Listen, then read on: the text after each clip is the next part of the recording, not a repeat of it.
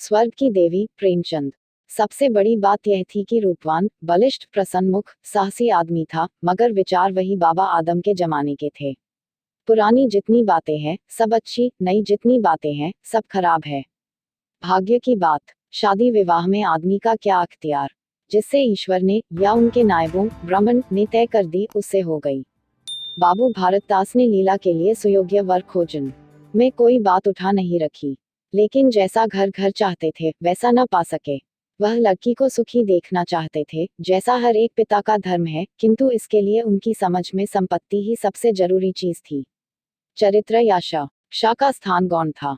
चरित्र तो किसी के माथे पर लिखा नहीं रहता, और शिक्षा का आजकल के जमाने में मूल्य ही क्या। हाँ, संपत्ति के साथ शिक्षा भी हो तो क्या पूछना। ऐसा घर बहुत ढूंढा पर न मिला तो अपनी बिरादरी के न थे। बिरादरी भी मिली तो जायजा न मिला, जायजा भी मिला तो शर्तें तय न हो सकी। इस तरह मजबूर होकर भारतदास को लीला का विवाह लाला संतसरन के लड़के सीतासरन से करना पड़ा। अपने बाप का इकलौता बेटा था, थोड़ी बहुत शिक्षा भी पाई थी। बातचीत सलीके से करता था, मामले मुकदमे समझता था और जरा दिल का रंगीला भी था। सबसे बड़ी बात यह थी कि रूपवान, बलिष्ठ, प्रसन्नमुख, साहसी आदमी था, मगर विचार वही बाबा आदम के जमाने के थे। पुरानी जितनी बातें हैं सब अच्छी, नई जितनी बातें हैं सब खराब है। जायदाद के विषय में जमींदार साहब नए नए दफों का व्यवहार करते थे, वहां अपना कोई अख्तियार न था, लेकिन सामाजिक प्रथाओं के कट्टर पक्षपाती थे। सीतासरन अपने बाप को जो करते या कहते वही खुद भी कहता था। उसमें खुद सोचने की शक्ति ही न थी। बुद्धि की मंदता बहुधा सामाजिक अनुदारता के रूप में प्रकट होती है। लीला ने जिस दिन घर में वो रखा उसी दिन उसकी परीक्षा शुरू हुई। वे सभी काम जिनकी उसके घर में तारीफ होती थी यहाँ वर्जित थे। उसे बचपन से ताजी हवा पर जान देना सिखाया गया था, यहाँ उसके सामने मुंह खोलना भी पाप था। बचपन से सिखाया गया था रोशनी ही जीवन है, यहाँ रोशनी के दर्शन दुर्लभ थे। घर पर अहिंसा, क्षमा और दया ईश्वरीय गुण बताए गए थे, यहाँ इनका नाम लेने की भी स्वाधीनता थी। संतसरन बड़े तीखे गुस्सेवर आदमी थे, नाक पर मक्खी न बैठने देते। धूर्तता और छल कपट से ही उन्होंने जायदाद पैदा की थी, और उसी को सफल जीवन का मंत्र समझते थे। उनकी पत्नी उनसे भी 2 अंगुल ऊंची थी। मजाल क्या है कि बहू अपनी अंधेरी कोठरी के द्वार पर खड़ी हो जाए, या कभी छत पर टहल सके। प्रलय आ जाता, आसमान सिर पर उठा लेती। उन्हें बकने का मर्ज था। दाल में नमक का जरा तेज हो जाना उन्हें दिन भर बकने के लिए काफी बहाना था। मोटी ताजी महिला थी, छींट का घाघरेदार लहंगा पहने, पानदान बगल में रखे, गहनों से लदी हुई। सारे दिन बरोठे में माची पर बैठी रहती थी। क्या मजाल कि घर में उनकी इच्छा के विरुद्ध वह एक पत्ता भी हिल जाए। बहू की नई नई आदतें देख देख चला करती थी। अब काहे की आबरू हो जी, मुंडेर पर खड़ी होकर झांकती है। मेरी लड़की ऐसी दीदा दिलेर होती तो गला घूंट देती। न जाने इसके देश में कौन लोग बसते हैं। गहने नहीं पहनती, जब देखो नंगी बुच्ची बनी बैठी रहती है। यह भी कोई अच्छे लक्षण है। लीला के पीछे सीतासरन पर भी फटकार पती। तुझे भी चौदनी में सोना अच्छा लगता है क्यों? तू भी अपने को मर्द कहता कहेगा। यह मर्द कैसा कि औरत उसके कहने में न रहे। दिन भर घर में घुसा रहता है, मुंह में जबान नहीं है। समझता क्यों नहीं? सीतासरन कहता, अम्मा जब कोई मेरे समझाने से माने तब तो। माँ मानेगी क्यों नहीं? तू मर्द है कि नहीं? मर्द वह चाहिए कि कड़ी निगाह से देखे तो औरत काम उठे। सीतासरन, तुम तो समझाती ही रहती हो। माँ मेरी उसे क्या परवाह। समझती होगी, बुढ़िया 4 दिन में मर जाएगी तब मैं मालकिन हो ही जाऊंगी। सीतासरन, तो मैं भी तो उसकी बातों का जवाब नहीं दे पाता। देखती नहीं हो कितनी दुर्बल हो गई है। वह रंग ही नहीं रहा। उस कोठरी में पदे पदे उसकी दशा बिगड़ती जाती है। बेटे के मुंह से ऐसी बातें सुन माता आग हो जाती और सारे दिन जलती, कभी भाग्य को कोसती, कभी समय को। सीतासरन माता के सामने तो ऐसी बातें करता, लेकिन लीला के सामने जाते ही उसकी मति बदल जाती थी। वह वही बातें करता था जो लीला को अच्छी लगती, यहाँ तक कि दोनों वृद्धवा की हंसी उड़ाते। लीला को इसमें और कोई सुख न था। वह सारे दिन कुत्ती रहती, कभी चूल्हे के सामने न बैठी थी। पर यहाँ पसेरियों आटा थैपना पड़ता, मजूरों और टहलुओं के लिए रोटी पकानी पड़ती। कभी कभी वह चूल्हे के सामने बैठी घंटों रोती। यह बात न थी कि यह लोग कोई महाराज रसोईया न रख सकते हो, पर घर की पुरानी प्रथा यही थी कि बहू खाना पकाए और उस प्रथा का निभाना जरूरी था। सीतासुरन को देखकर लीला का संतप्त हृदय एक क्षण के लिए शांत हो जाता था। गर्मी के दिन थे और संध्या का समय था। बाहर हवा चलती, भीतर देह फूकती थी। लीला कोठरी में बैठी एक किताब देख रही थी कि सीतासुरन ने आकर कहा, यहाँ तो बड़ी गर्मी है, बाहर बैठो। लीला, यह गर्मी तो उन तानों से अच्छी है जो अभी सुनने पड़ेंगे। सीतासुरन, आज अगर बोली तो मैं भी बिगड़ जाऊंगा। लीला, तब तो मेरा घर में रहना भी मुश्किल हो जाएगा। सीतासुरन, बला से अलग ही रहेंगे। लीला, मैं मर भी लाऊं तो भी अलग रहूं। वह जो कुछ कहती सुनती है, अपनी समझ से मेरे भले ही के लिए कहती सुनती है। उन्हें मुझसे कोई दुश्मनी थोड़े ही है। हाँ, हमें उनकी बातें अच्छी न लगे, यह दूसरी बात है। उन्होंने खुद वह सब कष्ट झेले हैं जो वह मुझे झेलवाना चाहती है। उनके स्वास्थ्य पर उन कष्टों का जरा भी असर नहीं पड़ा। वह इस 65 वर्ष की उम्र में मुझसे कहीं टाँटी है। फिर उन्हें कैसे मालूम हो कि इन कष्टों से स्वास्थ्य बिगड़ सकता है। सीतासुरन ने उसके मुरझाए हुए मुख की ओर करुणा नेत्रों से देखकर कहा, तुम्हें इस घर में आकर बहुत दुख सहना पड़ा। यह घर तुम्हारे योग्य न था। तुमने पूर्व जन्म में जरूर कोई पाप किया होगा। लीला ने पति के हाथों से खेलते हुए कहा, यहाँ न आती तो तुम्हारा प्रेम कैसे पाती। 5 साल गुजर गए। लीला 2 बच्चों की माँ हो गई। एक लड़का था, दूसरी लड़की। लड़के का नाम जानकीशरण रखा गया और लड़की का नाम कामिनी। दोनों बच्चे घर को गुलजार किए रहते थे। लड़की दादा से हिली थी, लड़का दादी से। दोनों शौक और शरीर थे। गाली दे बैठना, मुंह चिढ़ा देना तो उनके लिए मामूली बात थी। दिन भर खाते और आए दिन बीमार पड़े रहते। लीला ने खुद सभी कष्ट सह लिए थे, पर बच्चों में बुरी आदतों का पड़ना उसे बहुत बुरा मालूम होता था। किंतु उसकी कौन सुनता था। बच्चों की माता होकर उसकी अब गणना ही न रही थी। जो कुछ थे बच्चे थे, वह कुछ न थी। उसे किसी बच्चे को डांटने का भी अधिकार न था, सांस फाड़ खाती थी। सबसे बड़ी आपत्ति यह थी कि उसका स्वास्थ्य अब और भी खराब हो गया था। प्रसव काल में उसे वे भी अत्याचार सहने पड़े जो अज्ञान, मूर्खता और अंधविश्वास ने सौर की रक्षा के लिए गढ़ रखे हैं। उस काल कोठरी में, जहां न हवा का गुजर था, न प्रकाश का, न सफाई का, चारों ओर दुर्गंध और सील और गंदगी भरी हुई थी, उसका कोमल शरीर सूख गया। एक बार जो कसर रह गई वह दूसरी बार पूरी हो गई। चेहरा पीला पड़ गया, आंखें घंस गईं। ऐसा मालूम होता बदन में खून ही नहीं रहा। सूरत ही बदल गई। गर्मियों के दिन थे। एक तरफ आम पके, दूसरी तरफ खरबूजे। इन दोनों फलों की ऐसी अच्छी फसल कभी न हुई थी, अब की इनमें इतनी मिठास न जाने कहाँ से आई थी कि कितना ही खाऊं मन न भरे। संतसरन के इलाके से आम और खरबूजे के टोकरे भरे चले आते थे। सारा घर खूब उछल उछल खाता था। बाबू साहब पुरानी हड्डी के आदमी थे। सवेरे एक सैकड़े आमों का नाश्ता करते, फिर पसेरी भर खरबूज चट कर जाते। मालकिन उनसे पीछे रहने वाली न थी। उन्होंने तो एक वक्त का भोजन ही बंद कर दिया। अनाज सने वाली चीज नहीं। आज नहीं कल खर्च हो जाएगा। आम और खरबूजे तो एक दिन भी नहीं ठहर सकते। शुद्धनी थी और क्या। यूं ही हर साल दोनों चीजों की रेलपेल होती थी, पर किसी को कभी कोई शिकायत न होती थी। कभी पेट में गिरानी मालूम हुई तो हटकी फनकी मार ली। एक दिन बाबू संतसरन के पेट में मीठा मीठा दर्द होने लगा। आपने उसकी परवाह न की। आम खाने बैठ गए। सैकड़ा पूरा का रख उठे ही थे कि क्या हुई। गिर पड़े, फिर तो तिल तिल करके पर क्या और दस्त होने लगे। हैजा हो गया। शहर के डॉक्टर बुलाए गए, लेकिन आने के पहले ही बाबू साहब चल बसे थे।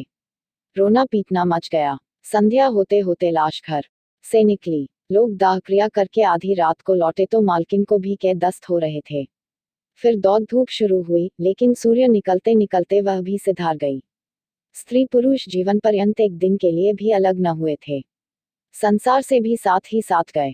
सूर्यास्त के समय पति ने प्रस्थान किया, सूर्योदय के समय पत्नी ने। लेकिन मुसीबत का अभी अंत न हुआ था।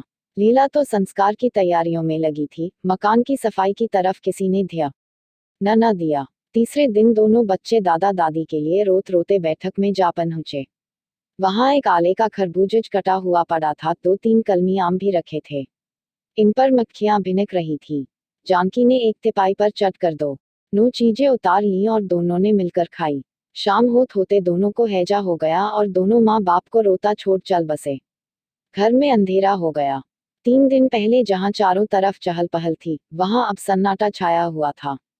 किसी के रोने की आवाज भी सुनाई न देती थी। रोता ही कौन। ले दे के कुल 2 प्राणी रह गए थे और उन्हें रोने की सुधि न थी। लीला का स्वास्थ्य पहले भी कुछ अच्छा न था, अब तो वह और भी बेजान हो गई। उठने बैठने की शक्ति भी न रही। हरदम खोई सी रहती, न कपड़े लत्ते की सुधि थी, न खाने पीने की। उसे न घर से वास्ता था, न बाहर से। जहां बैठती वही बैठी रह जाती। महीनों कपड़े न बदलती, सिर में तेल न डालती। बच्चे उसके प्राणों के आधार थे। जब वही न रहे तो मरना और जीना बराबर था। रात दिन यही मनाया करती कि भगवान यहाँ से ले चलो। सुख दुख सब भुगत चुकी। अब सुख की लालसा नहीं है, लेकिन बुलाने से मौत किसी को आई है। सीतासरण भी पहले तो बहुत रोया धोया। यहाँ तक कि घर छोड़कर भागा जाता था, लेकिन ज्यों ज्यों दिन गुजरते थे बच्चों का शोक उसके दिल से मिटता था। संतान का दुख तो कुछ माता ही को होता है। धीरे धीरे उसका जी संभल गया। पहले की भौती मित्रों के साथ हंसी दिल लगी होने लगी। यारों ने और भी चंग पर चाया। अब घर का मालिक था, जो चाहे कर सकता था, कोई उसका हाथ रोकने वाला नहीं था। सैर सपाटे करने लगा तो लीला को रोते देख उसकी आंखें सजग हो जाती थी। कहाँ अब उसे उदास और शोकमग्न देखकर झुंझला उठता। जिंदगी रोने ही के लिए तो नहीं है। ईश्वर ने लड़के दिए थे, ईश्वर ने ही छीन लिए। क्या लड़कों के पीछे प्राण दे देना होगा। लीला यह बातें सुनकर भौंचक रह जाती। पिता के मुंह से ऐसे शब्द निकल सकते हैं। संसार में ऐसे प्राणी भी है। होली के दिन थे। मर्दाना में गाना बजाना हो रहा था। मित्रों की दावत का भी सामान किया गया था। अंदर लीला जमीनन पर पड़ी हुई रो रही थी। त्योहार के दिन उसे रोते ही कटते थे। आज बच्चे बच्चे होते तो अच्छे अच्छे कपड़े पहने कैसे उछलते फिरते। वही न रहे तो कहाँ की तीज और कहाँ के त्योहार। सहसा सीतासरन ने आकर कहा, क्या दिन भर रोती ही रहोगी। जरा कपड़े तो बदल डालो, आदमी बन जाओ। यह क्या तुमने अपनी गत बना रखी है। लीला तुम जाओ अपनी महफिल में बैठो, तुम्हें मेरी क्या फिक्र पड़ी है। सीतासरन, क्या दुनिया में और किसी के लड़के नहीं मरते। तुम्हारे ही सिर पर मुसीबत आई है। लीला, यह बात कौन नहीं जानता। अपना अपना दिल ही तो है, उस पर किसी का बस है। सीतासरन, मेरे साथ भी तो तुम्हारा कुछ कर्तव्य है। लीला ने कुतूहल से पति को देखा, मानो उसका आशय नहीं समझी। फिर मुंह फेर कर रोने लगी। सीतासरन, मैं अब इस मनहूसत का अंत कर देना चाहता हूँ। अगर तुम्हारा अपने दिल पर काबू नहीं है तो मेरा भी अपने दिल पर काबू नहीं है। मैं अब जिंदगी भर मातम नहीं मना सकता। लीला, तुम रंग राग मनाते हो, मैं तुम्हें मना तो नहीं करती। मैं रोती हूँ तो क्यों नहीं रोने देते। सीतासरन, मेरा घर रोने के लिए नहीं है। लीला, अच्छी बात है, तुम्हारे घर में न रोऊंगी। लीला ने देखा, मेरे स्वामी मेरे हाथ से निकले जा रहे हैं। उन पर विषय का भूत सवार हो गया है और कोई समझाने वाला नहीं। वह अपने होश में नहीं है। मैं क्या करूं। अगर मैं चली जाती हूं तो थोड़े ही दिनों में सारा ही घर मिट्टी में मिल जाएगा और इनका वही हाल होगा जो स्वार्थी मित्रों के चुंगल में फंसे हुए नौजवान रईसों का होता है। कोई कुलटा घर में आ जाएगी और इनका सर्वनाश कर देगी। ईश्वर, मैं क्या करूं। अगर इन्हें कोई बीमारी हो जाती तो क्या मैं उस दशा में इन्हें छोड़कर चली जाती। कभी नहीं। मैं तन मन से इनकी सेवा शुश्रूषा करती, ईश्वर से प्रार्थना करती, देवताओं की मनौतियां करती। माना इन्हें शारीरिक रोग नहीं है, लेकिन मानसिक रोग अवश्य है। आदमी रोने की जगह हंसे और हंसने की जगह रोए, उसके दीवाने होने में क्या संदेह है। मेरे चले जाने से इनका सर्वनाश हो जाएगा। इन्हें बचाना मेरा धर्म है। हाँ, मुझे अपना शौक भूल जाना होगा। रोऊंगी, रोना तो तकदीर में लिखा ही है, रोऊंगी। लेकिन हंस हंस कर अपने भाग्य से लड़ूंगी। जो जाते रहे उनके नाम के सिवा और कर ही क्या सकती हूँ, लेकिन जो है उसे न जाने दूंगी। ए टूटे हुए हृदय, आज तेरे टुकड़ों को जमा करके एक समाधि बनाऊं और अपने शोक को उसके हवाले कर दूं। ओ रोने वाली आंखों, आओ मेरे आंसुओं को अपनी व्यहसित छटा में छिपा लो। आओ मेरे आभूषणों, मैंने बहुत दिनों तक तुम्हारा अपमान किया है, मेरा अपराध क्षमा करो। तुम मेरे भले दिनों के साक्षी हो। तुमने मेरे साथ बहुत विहार किए हैं, अब इस संकट में मेरा साथ दो, मगर देखो दगा न करना, मेरे भेदों को छिपाए रखना। पिछले पहर को महफिल में सन्नाटा हो गया। हुहा की आवाजें बंद हो गई। लीला ने सोचा, क्या लोग कहीं चले गए या सो गए। एकाएक सन्नाटा क्यों छा गया। जाकर दहलीज में खड़ी हो गई और बैठक में झांक कर देखा, सारी देह में एक ज्वाला सी दौड़ गई। मित्र लोग विदा हो गए थे, समाजियों का पता न था। केवल एक रमणी मसनद पर लेटी हुई थी और सीतासरन सामने झुका हुआ उससे बहुत धीरे धीरे बातें कर रहा था। दोनों के चेहरों और आंखों से उनके मन के भाव साफ झलक रहे थे। एक की आंखों में अनुराग था, दूसरी की आंखों में कटाक्ष। एक भोला भोला हृदय एक मायाविनी रमणी के हाथों लुटा जाता था। लीला की संपत्ति को उसकी आंखों के सामने एक छलनी चुराई जाती थी। लीला को ऐसा क्रोध आया कि इसी समय चलकर इस उल्टा को आड़े हाथों लूं, ऐसा दुत्कारूं वह भी याद करें, खड़े खड़े निकाल दूं। वह पत्नी भाव जो बहुत दिनों से सो रहा था, जाग उठा और विकल करने लगा। पर उसने जब्त किया। वेग में दौड़ती हुई तृष्णाएं अकस्मात न रोकी जा सकती थी। वह उल्टे पांव भीतर लौट आई और मन को शांत करके सोचने लगी, वह रूप रंग में, हाव भाव में, नखरे तिल्ले में उस दुष्टा की बराबरी नहीं कर सकती। बिल्कुल चांद का टुकड़ा है, अंग अंग में स्फूर्ति भरी हुई है, पोपो में मद छलक रहा है। उसकी आंखों में कितनी तृष्णा है। तृष्णा नहीं, बल्कि ज्वाला। लीला उसी वक्त आईने के सामने गई। आज कई महीनों के बाद उसने आईने में अपनी सूरत देखी। उस मुख से एक आह निकल गई। शव का न उसकी काया पलट कर दी थी। उस रमणी के सामने वह ऐसी लगती थी जैसे गुलाब के सामने जूही का फूल। सीतासरन का कुमार शाम को टूटा। आंखें खुली तो सामने लीला को खड़े मुस्कुराते देखा। उसकी अनोखी छवि आंखों में समा गई। ऐसे खुश हुए मानो बहुत दिनों के वियोग के बाद उससे भेंट हुई हो। उसे क्या मालूम था कि यह रूप भरने के लिए कितने आंसू बहाए हैं, कैशों में यह फूल गूंथने के पहले आंखों में कितने मोती पिरोए हैं। उन्होंने एक नवीन प्रेमोत्साह से उठकर उसे गले लगा लिया और मुस्करा कर बोले, आज तो तुमने बड़े बड़े शास्त्र सजा रखे हैं, कहाँ भागूं। लीला ने अपने हृदय की ओर उंगली दिखकर कहा, यहाँ आ बैठो, बहुत भागे फिरते हो, अब तुम्हें बाग धकर रखूंगी। बाग की बहार का आनंद तो उठा चुके, अब इस अंधेरी कोठरी को भी देख लो। सीतासरन ने जिज्जित होकर कहा, उसे अंधेरी कोठरी मत कहो लीला, वह प्रेम का मानसरोवर है। इतने में बाहर से किसी मित्र के आने की खबर आई। सीताराम चलने लगे तो लीला ने हाथ उनका पकड़कर हाथ कहा, मैं न जाने दूंगी। सीतासरन अभी आता हूँ। लीला, मुझे डर है कहीं तुम चले न जाओ। सीतासरन बाहर आए तो मित्र महाशय बोले, आज दिन भर सोते हो क्या? वह तक खुश नजर आते हो। इस वक्त तो वहां चलने की ठहरी थी ना, तुम्हारी राह देख रही है। सीतासरन, चलने को तैयार हूँ, लेकिन लीला जाने नहीं देगी। मित्र, निरे गाउदी ही रहे। आ गए फिर बीवी के पंजे में। फिर किस बिरते पर गरमाए थे। सीतासरन, लीला ने घर से निकाल दिया था, तब आश्रय ढूंढता फिरता था। अब उसने द्वार खोल दिए हैं और खड़ी बुला रही है। मित्र, आज वह आनंद कहाँ। घर को लाख सजाओ तो क्या बाग हो जाएगा। सीतासरन, भाई, घर बाग नहीं हो सकता, पर स्वर्ग हो सकता है। मुझे इस वक्त अपनी क्षुद्रता पर जितनी लज्जा आ रही है, वह मैं ही जानता हूँ। जिस संतान शोक में उसने अपने शरीर को घुला डाला और अपने रूप लावण्य को मिटा दिया, उसी शव को केवल मेरा एक इशारा पाकर उसने भुला दिया। ऐसा भुला दिया मानो कभी शोक हुआ ही नहीं। मैं जानता हूँ वह बड़े से बड़े कष्ट सह सकती है। मेरी रक्षा उसके लिए आवश्यक है। जब अपनी उदासीनता के कारण उसने मेरी दशा विगते देखी तो अपना सारा शोक भूल गई। आज मैंने उसे अपने आभूषण पहनकर मुस्कुराते हुए देखा तो मेरी आत्मा पुलकित हो उठी। मुझे ऐसा मालूम हो रहा है कि वह स्वर्ग की देवी है और केवल मुझ जैसे दुर्बल प्राणी का रक्षा करने भेजी गई है।